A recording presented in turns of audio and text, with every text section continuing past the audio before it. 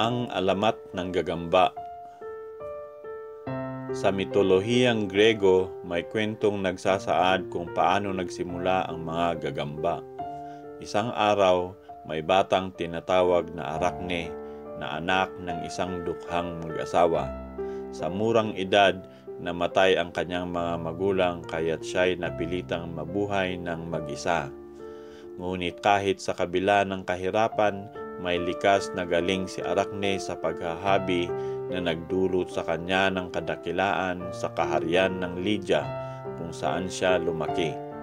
Siya ay kilala sa kanyang kahusayan sa paghahabi ng tela. Ang kanyang kasanayan ay lalong nag-iibayo dahil sa kanyang kayabangan. Sinabi ni Arachne na ang kanyang galing sa paghahabi ay higit pa kaysa kay Athena, ang diyosa ng karunungan at sining ng digmaan na siyang diyosa ng paghahabi.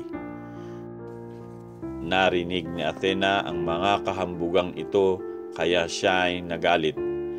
Upang subukan si Arachne at itama ang kanyang kayabangan, hinango ni Athena ang anyo ng isang matandang babae at dumating sa harap ni Arachne upang hamunin siya sa isang paligsahan sa paghahabi. Sa timpalak, pareho silang naghandog ng kanilang pinakamahusay na gawain.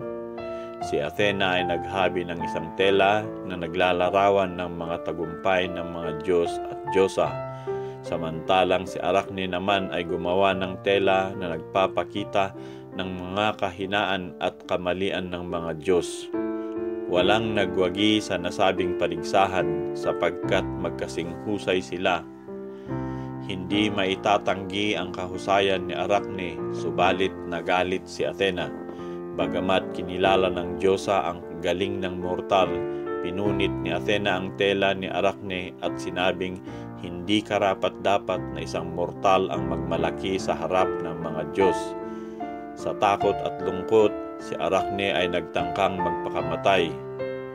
Ngunit sa halip na hayaan si Arachne na mamatay, ay isinumpa siya ni Athena na mabuhay, subalit bilang isang walang kapagurang gagamba.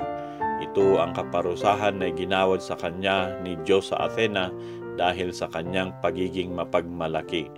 Kaya't mula noon, ang gagambang si Arachne ay patuloy na humahabi ng kanyang tela na itinalaga sa kanya bilang kanyang habambuhay na gawain.